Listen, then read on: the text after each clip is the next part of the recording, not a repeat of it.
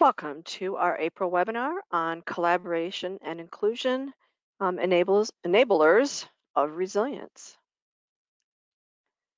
My name is Linda Nelson, and I will be presenting for you today. I do a lot of work on organizational resilience, working on different standards.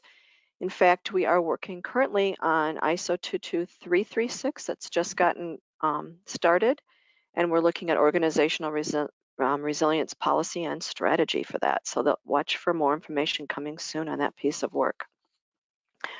Our theme for 2022 is exploring really the science of individual resilience or the behaviors present in by individuals in more resilient organization. And so we started in January with this webinar, which really just explored in detail. It's very scientific. It made me learn a lot of new things as well. But understanding the skills, knowledge, and behaviors present in people who are able to thrive in the midst of constant change. And so we started in February then with looking at being adaptable and flexible, and looking at that from the perspective of the whole ecosystem, where the work environment is, all the way down to the individual. Last month, we looked at behaviors such as being resourceful, creative, and innovative that we felt were easily bundled together to see what kinds of behaviors and really capabilities do your people need to have if they're trying to do work in a resourceful, creative, and innovative manner. Today we're going to be looking at collaboration and inclusion and how organizations can embrace a culture of collaboration and inclusion.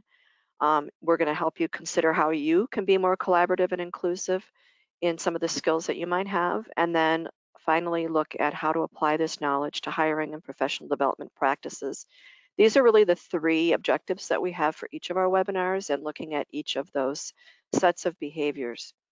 We know that in a world where the only constant is change, embracing a culture of collaboration is really essential for businesses to thrive and to grow. And remember, these are skills that can be learned. So we're calling these behaviors, but they're also considered skills, which means that we can change them and we can improve them, or they can get worse based on what's happening in your organization. Collaboration and inclusion are directly related to each other, and we're going to talk about those. And so we're going to really learn today about how collaboration increases engagement from everybody in the organization, and helping people to work together towards that common purpose or goal by looking at how you can share knowledge and information, and how you can have that shared ownership or joint vision to building resilience as well. Like all of our webinars, the recording should be available on our webinar page in the next day or two. If you have questions, please use the questions button. I will get to them at the end of the webinar, or if we don't get to them, we'll include them in the email that you get after the webinar with your certificate. And as a reminder, you need to attend at least 35 minutes to get that certificate, or you can attend virtually and just send us an email to let us know.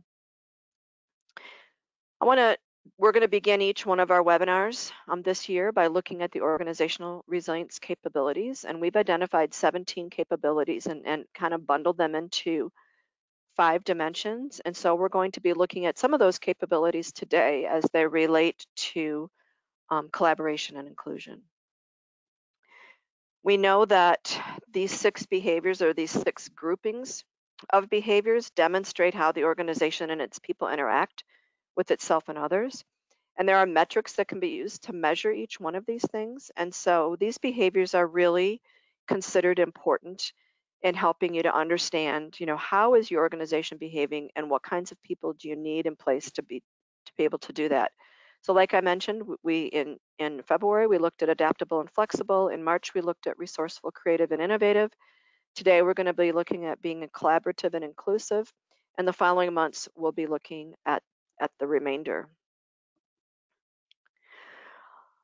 So the question becomes, why are we bundling collaboration and inclusion together? Because most often you see the terms or words diversity, equity, inclusion, or DEI as behaviors grouped together. And we're really considering the behaviors of collaboration and inclusion through the lens of organizational resilience. And while there is overlap, we just wanted to say that this is the scope of what we're looking at. We understand that DEI is essential. It's very, very important.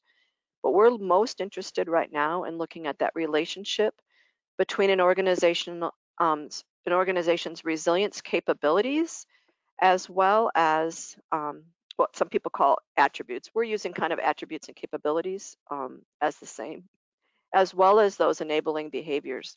And so we're going to look at the behaviors of diversity and integration in our July webinar. So let's dive in and start looking at what do we mean by these enabling behaviors. And so I'm gonna read to you some outcome statements of what it should look like to have a collaborative and inclusive organization. So in a description of this would be that the organization seeks collaboration with and engagement of its interested parties. And this is kind of a word that they use in standards, but it really means anyone that has an interest in your organization to enable working together towards a common purpose or goal. The inclusion of its people and the collaboration results in that sense of shared ownership that I was talking about a minute ago, and that joint vision to build a more resilient organization. And to do that, the organization needs to conduct broad consultation and engagement activities with everyone, creating that cohesion and strengthening of social contracts and empowering people to participate. So in today's webinar, we're going to be looking more at what those things look like. To do that, all parts of the organization need to agree on a vision for the organization's future and need to be aware of the shocks and stresses it faces and their respective and complementary roles in protecting and developing the organization moving into the future. And understanding that when we're looking at inclusion here, we're looking at addressing any shocks or stresses faced by one department or one location or line of business in isolation of others is really anathema to the notion of resilience, because we need to be looking at the entire organization at all times and seeing what it is that they're facing and dealing with it in a collaborative manner.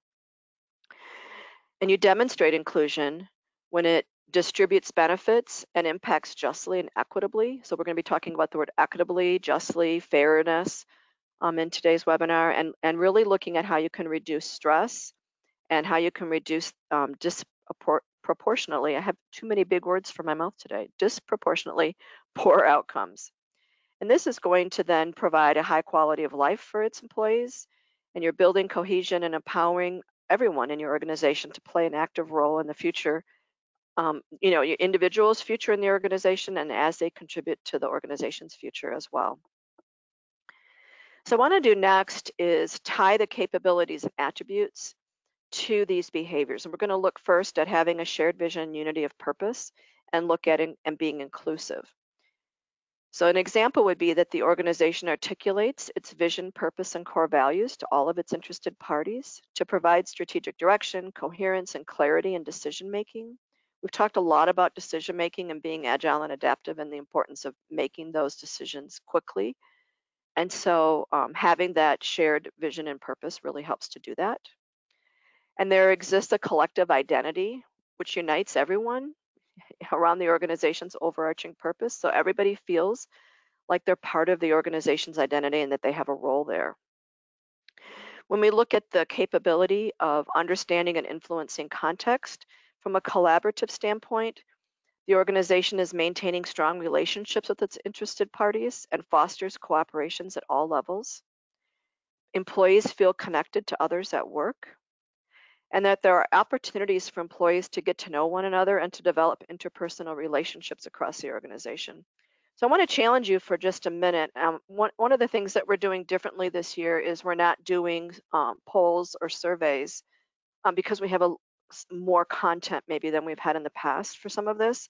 But I want you, as we're going through these, to kind of keep track of, yeah, we do this at our organization, or I feel this way about our organization. I can find evidence that we're doing these sorts of things. So kind of think about that as you're going through. We're saying, oh my gosh, we don't do this at all. And this might be why I feel this way. So looking at the next capability is that you've got a culture that's supportive of organizational resilience, meaning that you've got people in place that are really driving this idea of making your organization better in different ways and looking at how to do that. And so The organization is a safe place for collaboration and connected ways of working, so people feel safe in talking and sharing their ideas. We're going to talk a lot about that today. Um, and that the organization itself implements targeted interventions to enhance feelings of inclusion for their employees. Shared information and knowledge is a huge capability and attribute. And so in order to do that, you have to have strong relationships with all your interested parties, and you have to foster collaboration. So as you can see that some of these descriptors actually support more than one of the capabilities and attributes. And to do that, the people in the organization offer to help others, which results in improved relationships across your teams, as well as creates a more efficient workflow that benefits the entire organization. And we know that coordinating with others helps people to learn from each other as well. And this is one of the capabilities that we've talked a lot about over the past couple of years. When we look at the availabilities of resources, they need to be inclusive. So all employees should have equal access to information, opportunities, and relationships that they need to be successful. When we're looking at that kind of reducing silos and getting all of your systems working together in a more collaborative way, you want to actively engage in cross-organizational collaboration and teamwork rather than working in silos. And the organization is intentionally looking to enhance its communication, coordination, and cooperation between its systems or different disciplines or different divisions or different regions, whatever it is, to provide a more coherent approach. I came across this article and it really drew my attention, and I'm sad to say that I'm not a Marvel fan. I'm thinking it's something I probably need to do in the future. But what she was using was how you need to really leverage the strengths of your different team members and get them to work collaboratively together. Because when you do that, getting those people working together towards a common goal, you've got trust and collaboration that works. Then you can do much more than you can with just one or two people doing that as well. But I did like this picture. I thought, wow, there they all are, all kind of together. So I often start with a definition, but this time we're kind of leading into the definition. So what do we mean by collaboration in the workplace? Well, very simply, it's the action of working with someone else to produce or create something. Very simple. It enables, so being able to be collaborative, enables individuals to work together to achieve whatever that defined and common purpose is. Of course, you need at least two people to do that, and it involves sharing ideas to achieve that common goal. And in the workplace, collaboration really means that employees are sharing knowledge while helping each other improve in their roles and become more efficient. And this is a key takeaway here. I mean, this is like a real simple sentence, but this is a big deal. And so all of that leads to healthy employee relationships and creating a positive workplace culture. So this is really where we're headed to is these are the outcome statements, and we're going to be looking at how do you actually get there. So what does a collaborative organization look like? We've talked a little bit about it, but there's really three main characteristics, and none of these should be a surprise if you've attended any of our webinars in the past. We're looking at kind of three characteristics. One, that you have a more networked and non-hierarchical organizational structure. So more of the flatter organization where people can cross boundaries. And so, you've heard me say that the traditional command and control, it sometimes obstructs collaboration because people stay kind of in their layer of work. And so, whether just being able to operate as flat as you can and still be efficient. I know that as organizations become larger and more complex, it is much harder to be networked and non-hierarchical. And so it's a constant challenge for companies. It's easier for startups and for smaller organizations to be able to do this than it is for larger organizations. But just really, instead of having these layers of management that kind of focus on controlling behaviors and driving activity, instead, you're kind of looking more at providing leadership by having them set targets for individuals and teams and then providing the appropriate motivation and support for them to help achieve those targets. So it's kind of leading but letting your people do their thing. To do this, you need that culture of openness, honesty, and trust. So making sure that every individual has a voice and encouraged to express their opinions without fear. Again, you're going to hear variations of this throughout today's webinar, and it's really, not worrying so much about stepping on the toes of more senior people. It's those senior people being willing to listen. And so it's not about, criticizing their peers or leaders or managers, but it's really creating an environment where sharing and discussion is really central to how you behave and how you communicate, which results really in a more engaged and valued workforce. Because if your workforce has a say in the way things are done and the direction the organization is taking, they're going to be much more interested in being part of that, and really caring and contributing what they can. So what does inclusion look like in the workplace? Well, simply stated, it's giving each employee what they need to thrive at work. And inclusion practices are really and you can read forever about this because it's a very hot topic. But simply said, that they're the efforts that make each person feel as though they are psychologically safe in the organization, on your team, and that they have a feeling of belonging to the organization. I often think about if you want to look at anti-inclusion practices, go to any junior high or middle school.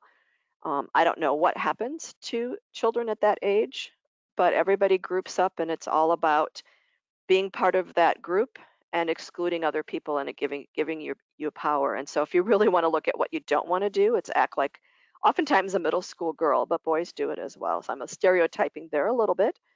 Having been a middle school girl and having raised several middle school girls, I might be more sensitive to that as well. And I used to teach middle school as well, and it was one of the most difficult things was how those groups were formed and how they could really exclude people to a huge detriment. So we need to see that that your inclusive team recognizes and welcomes and values each of the diverse perspectives of every member of that team. And like I mentioned before, the term inclusion is often tied to diversity, and diversity is an important part of inclusion because you want to make sure that you have diversity within your teams as well. And so it's really more than inviting those different groups of people to the table. It's really about creating an environment where all perspectives and all experiences are welcomed and valued. And so everyone in your organization and on your team has to have a voice and the right environment to use it, which is really what enables that collaboration to take place. So one of the things that we're seeing with a lot of these behaviors is that they have relationships with each other, and when one is working, it strengthens the other. And so inclusion really helps to contribute to collaboration. If you don't have an inclusive environment, you have a um, you have a very exclusive collaboration, meaning you're only collaborating within a very small environment, and it's not broad enough to really change and impact your organization's resilience. And in fact, it might be weakening your organization. And so we know that inclusion strengthens employees' bonds and solidifies that team collaboration and partnerships. And we know that it only can happen when people have that psychological safety. They feel safe enough to step out of their comfort zone. And everybody's different.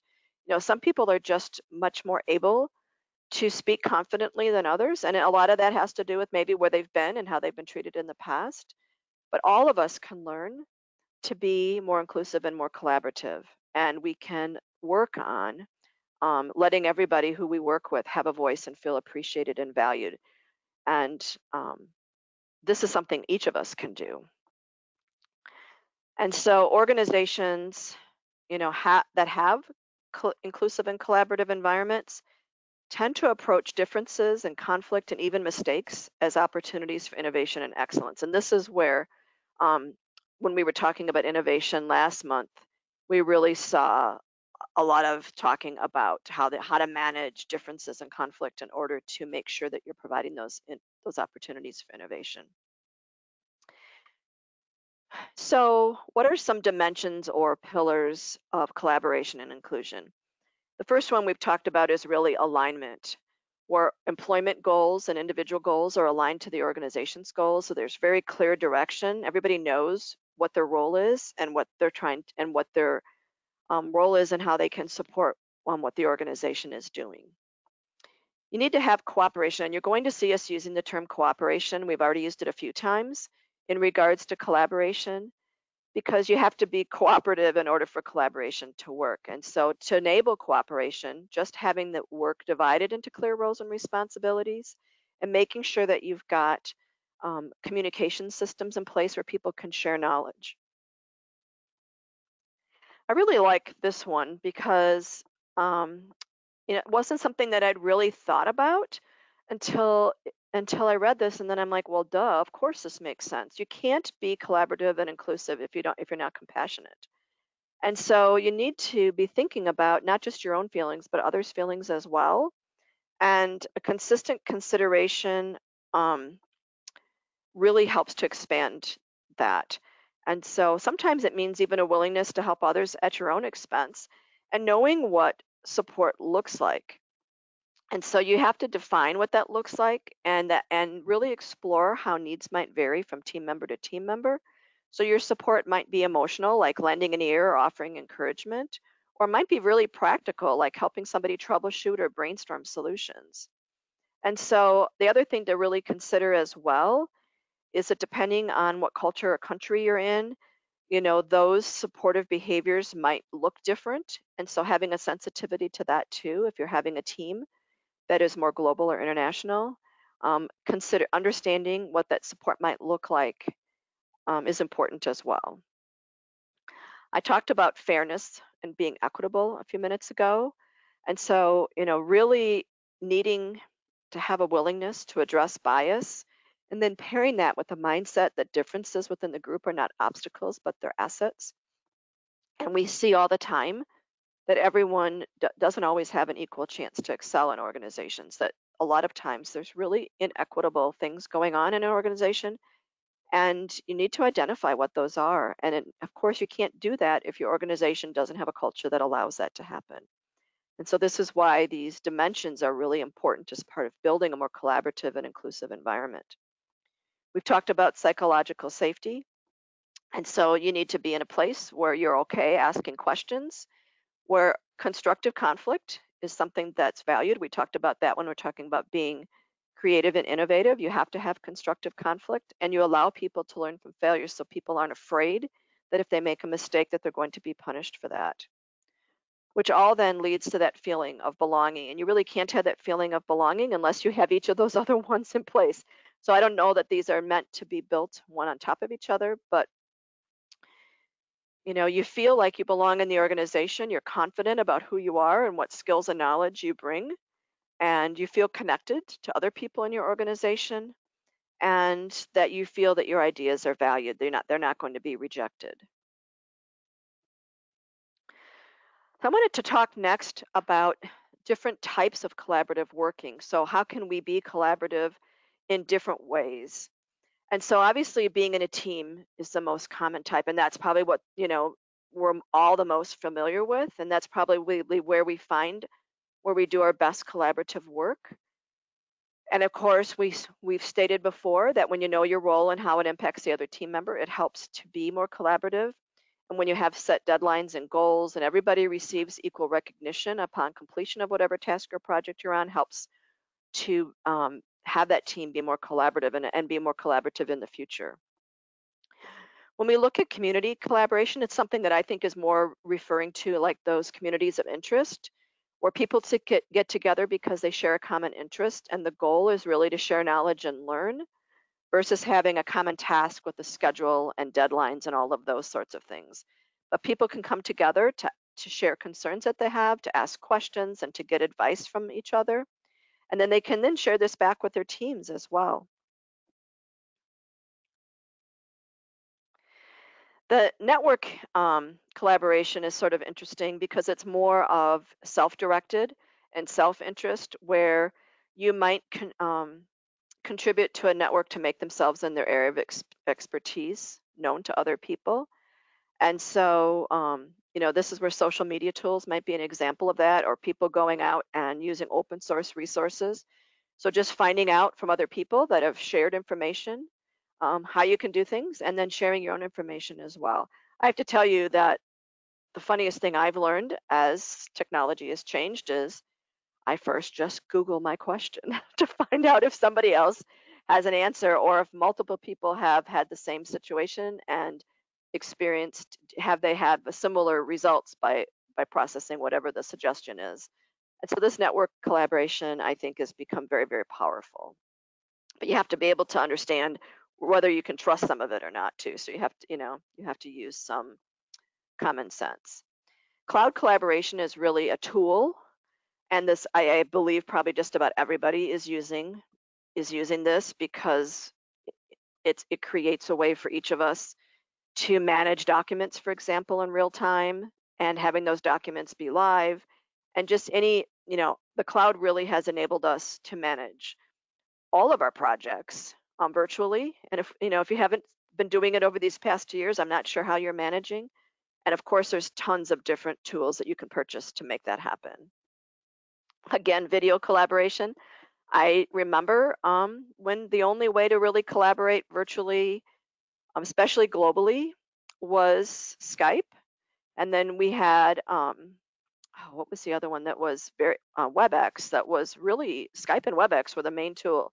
Now we've got tons of video collaborations available, and a lot of people just call it Zooming, whether they're using Zoom or Teams or whatever else they're using. But this idea of virtual conference rooms and meeting spaces has become the kind of that business as usual manner of meeting. I still don't understand why, if you're only meeting with one other person, why you need to set up a thing and you can't just pick up the phone. But some people really like seeing the face to face as well, and knowing that you can do it on your phones, whether you're FaceTiming someone or doing whatever. Kind of that video collaboration is not going away. It's a huge tool that we can all use, and we continue to learn from it, even though we might not want to be doing it as much as we are.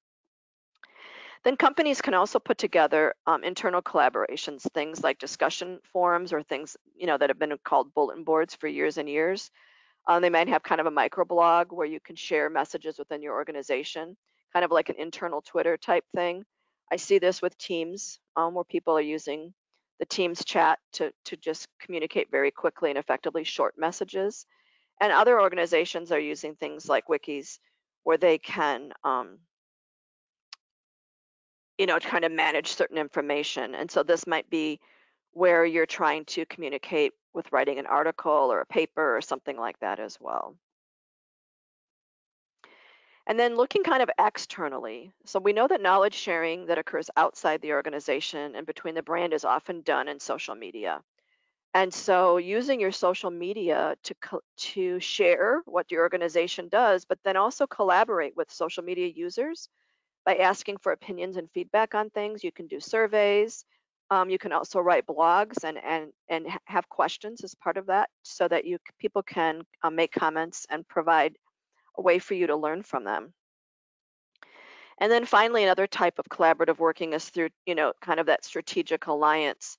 I was talking to some friends of mine yesterday that were in the food industry, and they were talking about a new food that's coming out that's actually, I think it's kind of a to-go thing where you can, have a snack or something, or a light snack or something for kids. But it was actually 3 food companies contributed to one product because they each had part of what was needed for that to take place. So you don't see that very often, where you see different companies collaborating to produce something new.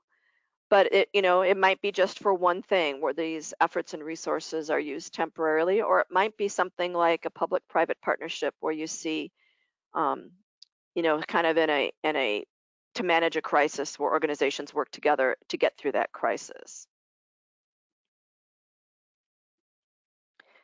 So we've inferred about different benefits, but let's talk about specifically. And what I did here was actually, you'll see different references, but essentially there was a lot of major organizations that talk about benefits of collaboration, and a lot of their benefits were very similar. So what I've done is just kind of merge some of those benefits together. So you might see a little bit of overlap with how people looked at it, but for the most part, um, they were saying the same thing. So the first thing is improved problem-solving capabilities. And so especially if you're a new team member or newer to the organization, when other people on your team or with other people in your company are collaborating, they're sharing knowledge with each other. And so when you have an issue that needs resolving, you might just be able to learn just from others on your own team. And so, and again, obviously being collaborative and having many voices and many brains thinking about something helps with improved problems solving abilities of everyone, but it also improves individual problem solving abilities just by being able to learn something. You might not be new or young to the organization, but you might be in a new position or working with a different team and you're learning new things. We also know that when people work together effectively as a team that there's better efficiency. You can divide up the tasks, you can get the highest quality work done, and this really helps with the overall business itself becoming more efficient and delivering high quality work.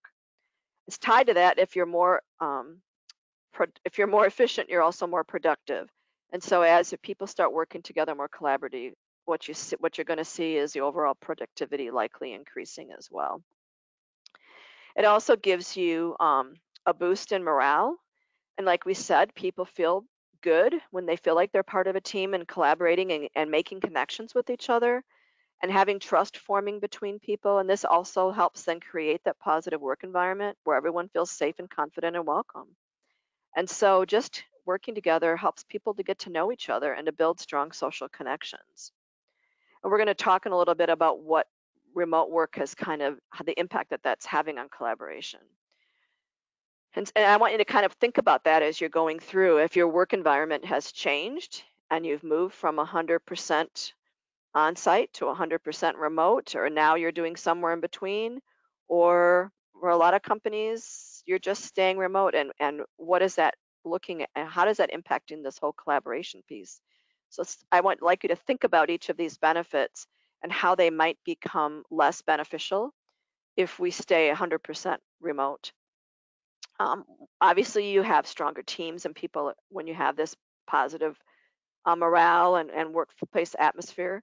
People work together better and they communicate better. And so, one of the things you can also do is to build team building exercises that bring in different skill teams. So, you're actually merging different teams together. And this helps with that collaboration of breaking down some of those silos you have in your organizations because now they can understand how they might work together. And this is really important if you're doing some kind of a crisis management piece as well, because now you're all trying to solve the same problem and you're coming from a different place. And so helping people to learn together through these exercises can be really, really helpful and build those interdepartmental communication skills that you might not have an opportunity to do or, on a natural time that you might need to actually schedule it to be done so that we all understand how we contribute it to the greater purpose of what we're doing. Also, interestingly enough, team collaboration increases the organization's potential to manage change. And so people have the higher capacity to adapt to change. And when we're talking about really managing change is becoming our greatest risk, or the inability to manage change, and managing change is the biggest enabler of resilience. If team collaboration helps to enable that, then it's something we really need to look at. We mentioned earlier that employees learn from each other. And so when they do that, everybody benefits. And that goes back to that knowledge sharing and information sharing. We talked earlier about, trying to be as flat an organization as possible. And so looking at, um, you know, being able to communicate with, we often talk about you've got the employees and you've got management. And then you've got your more senior leaders and trying to close those gaps as much as you can. Because when you do that, then people are less hesitant to approach somebody with an idea and being, the job title itself doesn't stop them from collaborating. And so here is where having, that vertical hierarchy kind of reduced or eliminated really becomes helpful when you're talking about collaboration. And we see employee wellness and engagement improve. If they're happy, you're going to be more collaborative, which then results in higher rates of employee retention. People aren't going to leave if they're happy. And so they're going to be less likely to seek employment elsewhere. And so how do you increase employee collaboration? Well, you need to have a judgment-free zone. I mean, you really need to say that we are judgment-free here. And everybody here needs to feel comfortable sharing ideas and communicating openly with one another. And so you have to, it has to have a culture where you know that if you speak your mind respectfully, I'm using that word importantly here, you need to speak your mind respectively, not judgmentally, and somebody puts themselves out there, they're not going to be ridiculed for that. And so even though people might not agree with you, they're going to listen to you and give you feedback. And this idea of mutual respect becomes very important. Your leaders need to lead by example. So if you want to encourage collaboration among your direct reports, you need to model your behavior. So maybe instead of using mass emails to communicate, you use more collaborative communication tools, or you just talk to people, in smaller groups or individually if possible. We talked about encouraging interdepartmental communication. This is really helpful because, sometimes we work in silos and we don't know what anybody else is doing, and that stops us from being as collaborative as we should.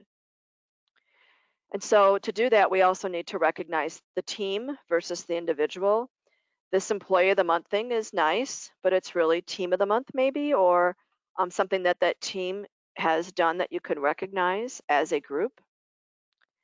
And if, like mentioned earlier, we need to have technology to support collaboration. And so this is where, we need the tools to do that. And, there's being new tools being developed all over the place, but there's plenty available right now for us to be collaborative. And I believe most of us have used it. One of the people, somebody just commented that we need to, not just say it, but we need to actually do it. And that's really important. First, we need to have the right words in place, but the words mean nothing unless we're actually, leading by that example. So I went back and looked at, how did people work in the past? Doesn't this look just miserable? And, I have traveled a lot in the world and seen a lot of different workplaces. And I haven't seen it this bad. This is kind of a 1920s example of everybody just sitting in front of their typewriter typing. Um, Back to back, side to side. I don't even know how people got through some of those aisles. They look pretty tight. And just look how far that goes. Just, if you're looking at warehousing people, this is maybe another way of warehousing office workers. It does not seem like the type of environment you'd want to work in. And then we went to the cubicle farms. And again, you've got cubicles as far as you can see. So while each individual might have a little more space, this is not a collaborative environment where people actually you have to get up and walk to find somebody to talk to. And I don't even know how you get to some of these people based on all these aisles. It seems like if you weren't very tall, you might get lost. So we need to move away from that. And really what we're seeing more and more is companies that are redoing their floor plans and how their work space is set up to create places where people can work quietly, where people can work in collaborative environments that have closed rooms so they're not disturbing others, but also to be able to work collaborative um, and just to talk to people in a less formal environment as well. So if we're talking about collaborative teams and team behavior, the question always becomes, what's the magic team size? What's the right size for a team? And we talk about building teams that are virtual, of course, because if not everybody's on site, that are diverse, and you want to have highly educated people to to manage really challenging projects. But if you have a large virtual, diverse, and highly educated specialists, it sometimes makes it hard for anything to get done. And so the qualities required for success are sometimes the same qualities that undermine success as well. And so what we've seen is if you have a really complex team, you're less likely to share knowledge freely, they're less likely to learn from each other, and it's more difficult to shift workloads flexibly to break up if you have a bottleneck.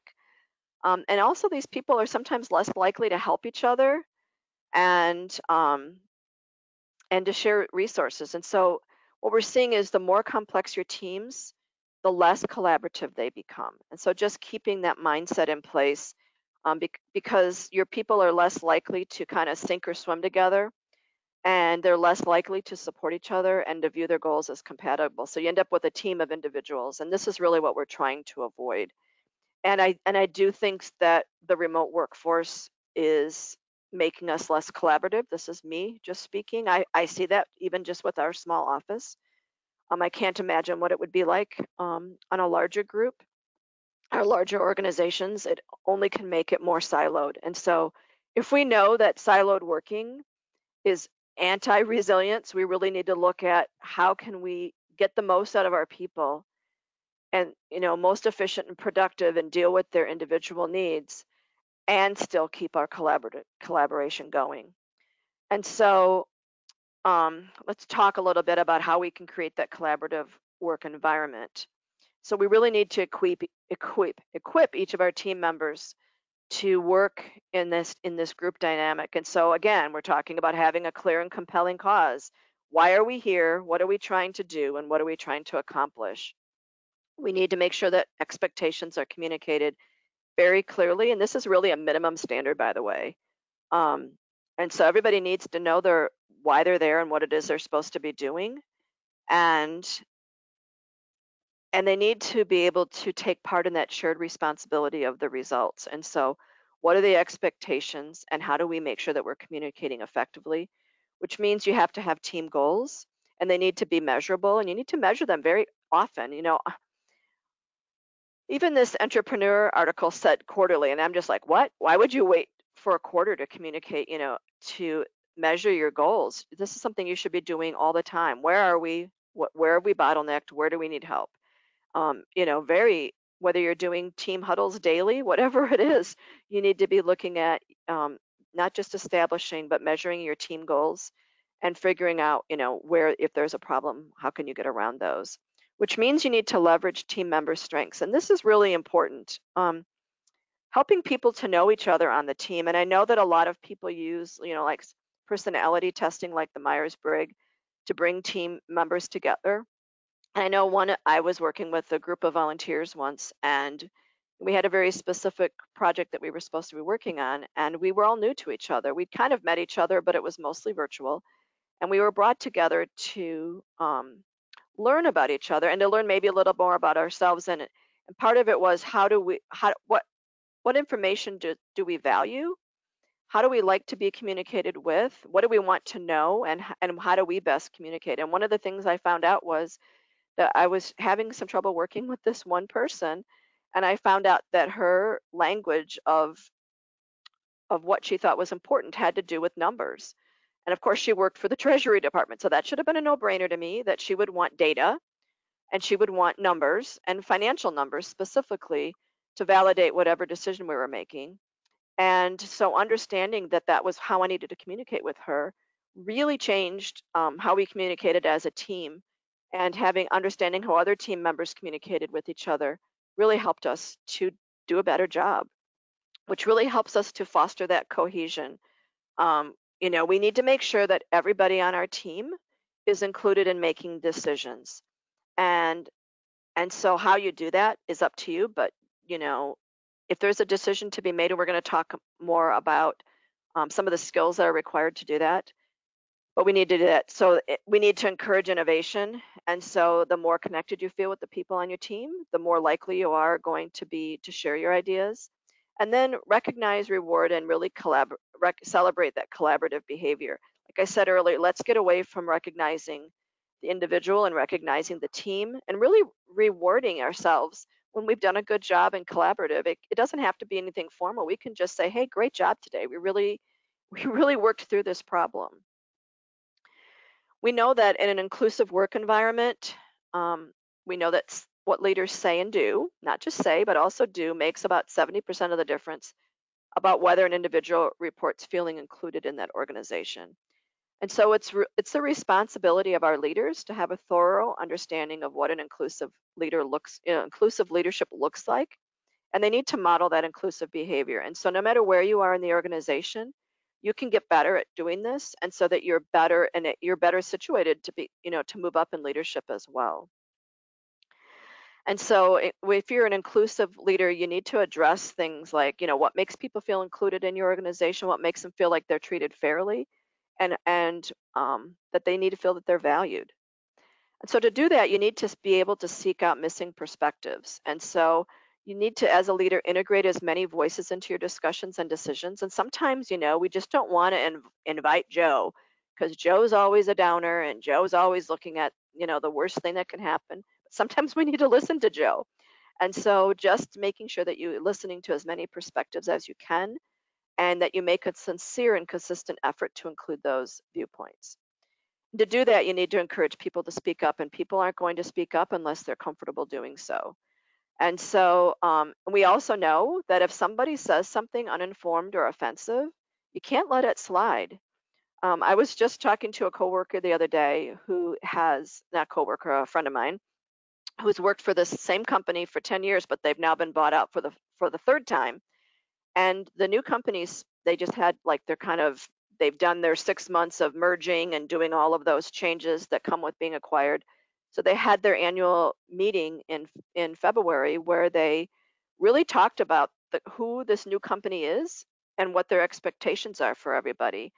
And there was a gentleman that has been part of this company for way more than 10 years since its founding. And he was often allowed to say and do things that were inappropriate today. And so, but people let it slide. And so after this, this week-long meeting was over about who we are and what we do and how we behave and how we act towards each other, he actually said something that he'd been saying for 25 or 30 years with no impact to him. And he said it, and the new company said, "You're done. You're gone.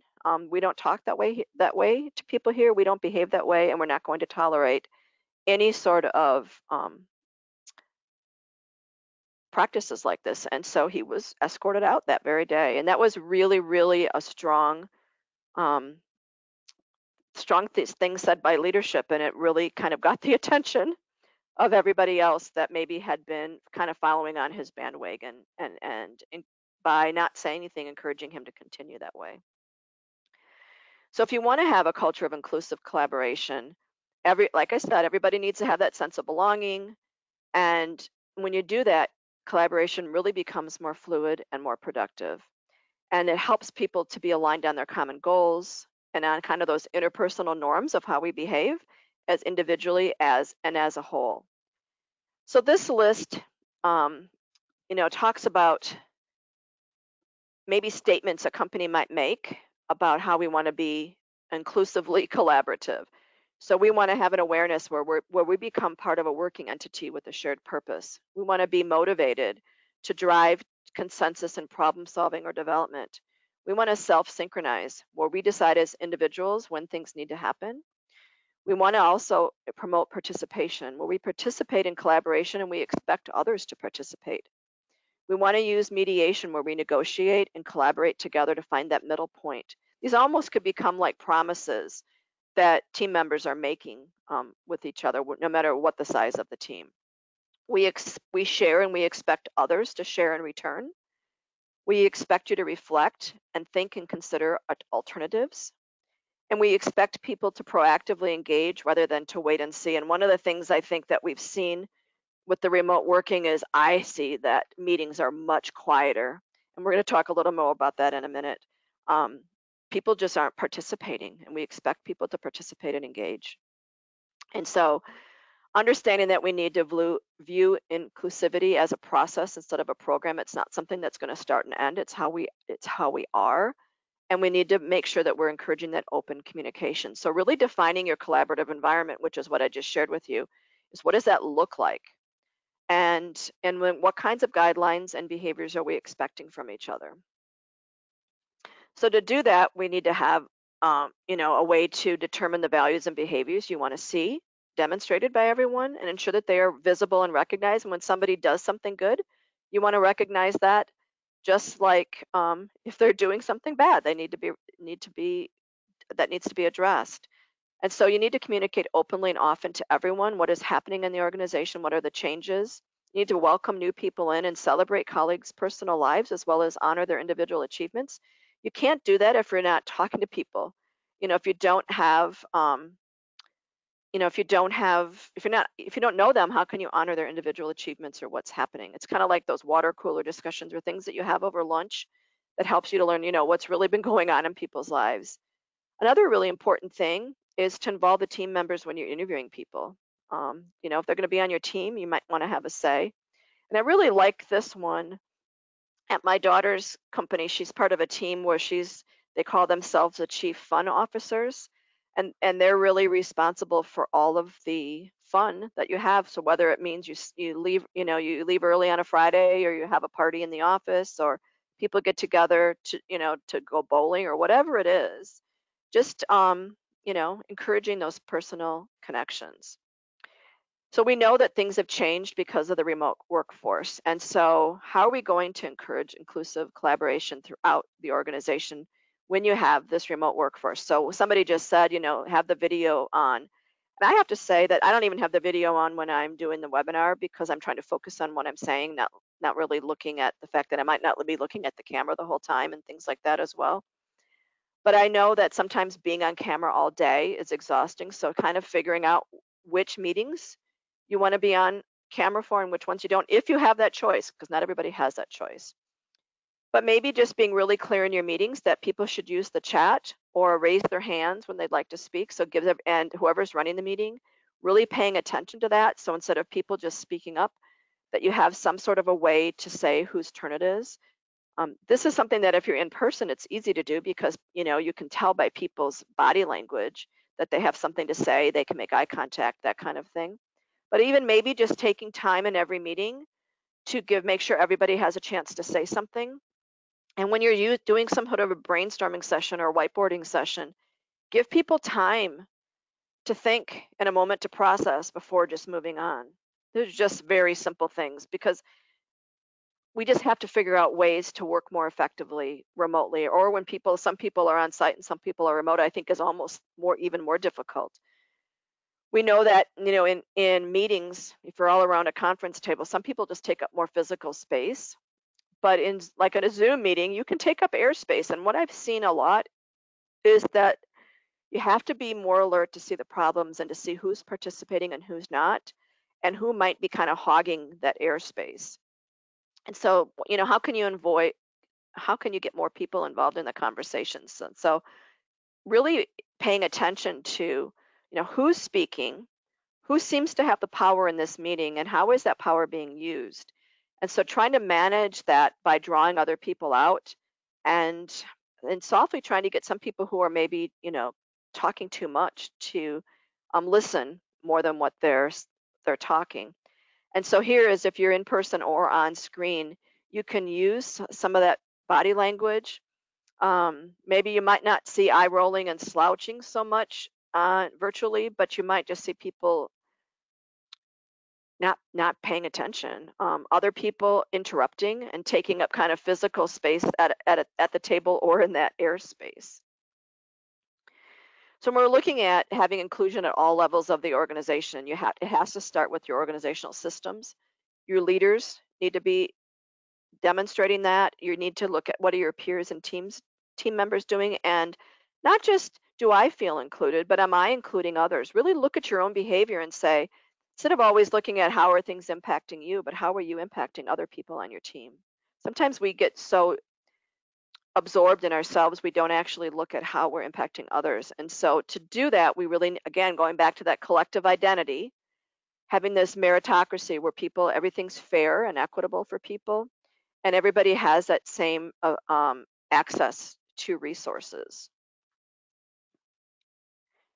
And so when we look at inclusive workplaces, we look at things like mentoring, inclusive leadership, and justice is really something that leaders need to be managing, and helping to drive that participative decision making, looking at how you can do team building types of activities and manage healthy conflict, because it really helps to build bonds when people have some healthy conflict, and making sure that everybody's being treated fairly.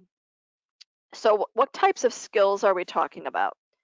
I laughed at this one because I remember, as a young person in the 70s, um, going through these sessions about how to be a better active listener. And as somebody who tends to speak more than I listen, this is something I've been working on for many, many years. and being able to just make myself listen before I even start asking questions, but let the person finish, and being able to think about what it is that they've said. And so also then as part of that, we were just talking about how virtual meetings sometimes loses some of that nonverbal communication. So how can we um, communicate better verbally, non-verbally, as well as through the written communication? Being open-minded, you can't work with others collaboratively if you're not listening. You have to be listening and then be willing to hear what they're saying. And if you need to make some changes, you need to do that, which means sometimes a skill set for collaboration is being persuasive. And so I'm going to talk about persuasive as it's tied to being diplomatic, but um, persuasive isn't mean my way or the highway. It means being able to advocate for your ideas in a way that people will listen to you. And sometimes that means you have to be diplomatic. And so just really helping to work on your persuasion skills is a good thing to do. But we also know that we have to compromise. So while you need to persuade people, if you think you have a really good idea, you also need to listen to feedback and maybe in coming to that mutually beneficial agreement. That's what collaboration is about. So people feel included if they're listened to and they're respected, and then you have to compromise. And this oftentimes is when you see that judgment-free time is when you do brainstorming, where everything is on the table. Everything gets thrown up on that whiteboard. And then we start looking at things. So nothing is discarded before it's discussed. And of course, you need to have emotional intelligence. We all know that sometimes leaders aren't always the most emotionally intelligent people. But if you want to be a good leader, you need to be emotionally intelligent. And so learning about how to manage your own emotions as well as how to understand the emotions of your coworkers. And then about this diplomacy, like I was mentioning, we need to respect differences of opinions and framing your own solutions tactfully and productively um, is important. And so sometimes people's ideas are rejected because of how they're actually presented. And so learning how to be more diplomatic and how you kind of that's why I said being diplomatic and persuasive kind of go together nicely because you need to be able to do both of those. I am going to kind of skip through the improving your collaboration skills because they're kind of summarizing what we've talked about, but setting those clear goals and objectives, communicating your intentions, listening and learning to compromise, overcoming challenges without assigning blame is a big one, being open-minded, celebrating collaboration and your successes as well. Indeed does a really nice job of giving suggestions for hiring for collaboration skills. And one of the things they bring out is that 50% of great collaborators also tend to be top performers. So it's a skill that you want to be hiring for, and it's a skill that you want to be improving with the employees that you've already hired. So some of the questions that you can use for hiring for collaboration skills is looking at your interview questions. So give an example of when you had to work with someone who was difficult to get along with, and how did you handle interactions with that person? And here is where the person hiring is looking for a willingness to try to see things from another person's perspective. And by identifying the cause of the tension and finding ways to improve the relationship. I had a friend who was in her first job, very first job, and she was working with a team of people, and everybody warned her about George. Just ignore George. He's been here forever. He's a pain to work with, and just you're just going to have to deal with him. Well, she decided as a new person in the company that she was going to make George her best friend and get to know George, and and she did that. Even just recognizing who he is, getting to know him in a way that, and by the way, he was like 30 years older than her as well, and just respecting who he was brought him in as he went from being someone defiant and always being the argumentative person to somebody who was now collaborating on their team. Totally changed his behavior. And so sometimes it just means reaching out to people. Another question is, tell me about a time when you were communicating with someone and they did not understand you, and what did you do? And here you're really looking for not just patience, but taking the time to make sure they're understood and it can adjust your style to align with others, and also looking at how persuasive and diplomatic are you.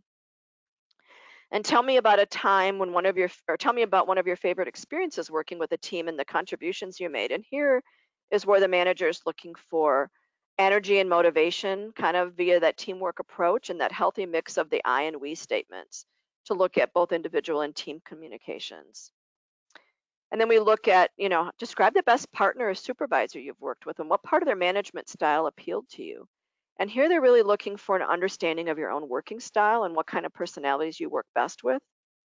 And finally, can you share an experience where a project dramatically shifted direction at the last minute and what did you do?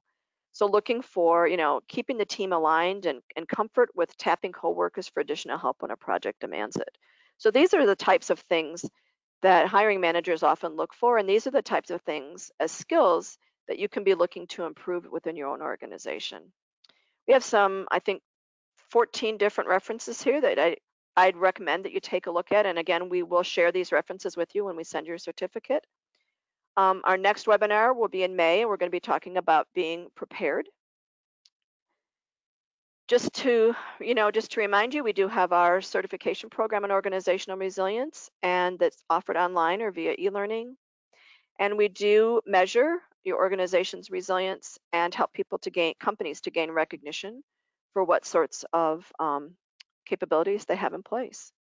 Please connect with us on LinkedIn, um, and we would love to hear from you. So please connect up, and thank you everybody for attending, and have a good rest of the week.